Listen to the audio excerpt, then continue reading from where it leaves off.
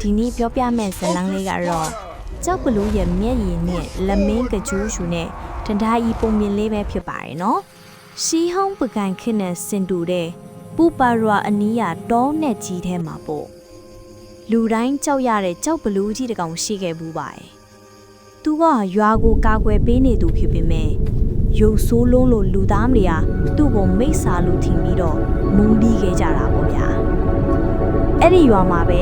တော်ရာလို့ခေါ်ရဲ့မျက်မမြင်စောင်းသမားမိန်းကလေးတူရှိပါတယ်သူမကမျက်လုံးမမြင်ရပေမဲ့သူမရဲ့စောင်းတန်ကတော့နတ်ဖျားတွေကိုတော့ညှို့ယူနိုင်စွမ်းရှိတယ်လို့ဆိုကြတယ်သူမဟာရွာသားတွေရဲ့ဖဲချင်းချင်းကိုခံရသူမှမို့လို့စီးရေးဆဆပေါ့တောစနာမှာတယောက်တည်းနေထိုင်ခဲ့ရရှာပါတယ်တညမှာပေါ့တော်ရာလေးကတောထဲမှာလမ်းမားသွားပြီးအဲ့ဒီကျုပ်ပီလူကြီးနဲ့ထိုက်တိုက်တွေ့ဆုံပါလေရောတော်ရာကမျက်လုံးမမြင်ရတော့ဘလူးကြီးကိုမကြောက်ပဲလူသားတဦးလိုပဲထင်ပြီးစကားပြောပါတယ်ဘလူးကြီးကလည်းသူ့ကိုမကြောက်တဲ့ဒီမိန်းကလေးကိုမြင်ပြီးအံ့ဩသွားတာပေါ့တော်ရာကအဲ့ဒီလိုနဲ့သူ့အတွေ့စောင်းတီးပြလိုက်တဲ့အခါစောင်းနှံကြောင့်ဘလူးကြီးရဲ့ကြမ်းတမ်းတဲ့နှလုံးသားကြီးကနူးညံ့သွားခဲ့ရတယ်။အဲ့ဒီနောက်ပိုင်းမှာသူတို့နှစ်ဦးဟာညတိုင်းတွေ့ဆုံလာကြပါလေ။ဘလူးကြီးကတော်ရာကိုတောထဲကတစ်တီးကောင်းလေးတွေခူးပြီးကျွေးတယ်ပေါ့။တော်ရာလေးကလည်းဘလူးကြီးကိုအကိုကြီးလို့ခေါ်ပြီးသူ့ရဲ့တူးထဲတော့မိတ်ဆွေဖြစ်လာခဲ့တာပဲ။ဘလူးကြီးကတော့သူ့ရဲ့ရုပ်ရည်ကိုတော်ရာလေးမမြင်ရလို့ဝမ်းသာတယ်လို့တစ်ချိန်တည်းမှာလဲဝမ်းနေနေမိခဲ့တယ်လေကဲဒီလိုနဲ့သူတို့ရဲ့ချစ်ချင်းမြတ်တာတွေတန်တေးတီနေရဲ့အချိန်မှာပဲရွာသူကြီးရဲ့သားဖြစ်သူဗလိန်ဟာတောထဲမှာယရနာတိုက်ရှိတယ်လို့သတင်းကြားတယ်ပြီးတော့ဘလူးကြီးကိုတတ်ဖို့အတွက်လူတွေစုပါတော့တယ်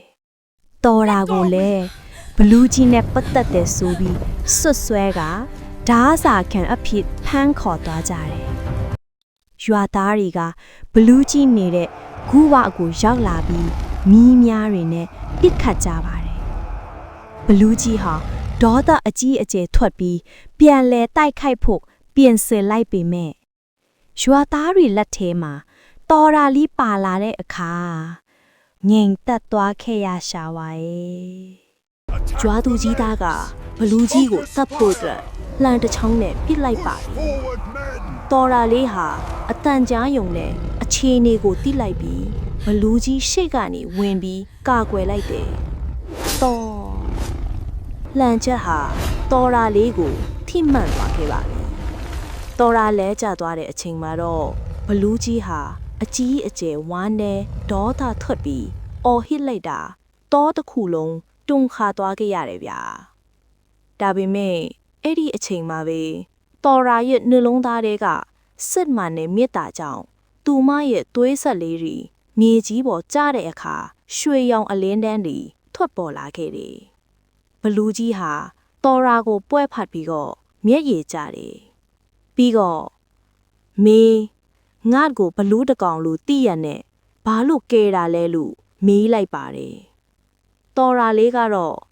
အကိုကြီးကဘလူးမဟုတ်ပါဘူးတော်ရရဲ့သူ့ရဲကောင်းမှာလို့ပြောပြီးမျက်လုံးမှိတ်သွားပါတော့တယ်ဗျာ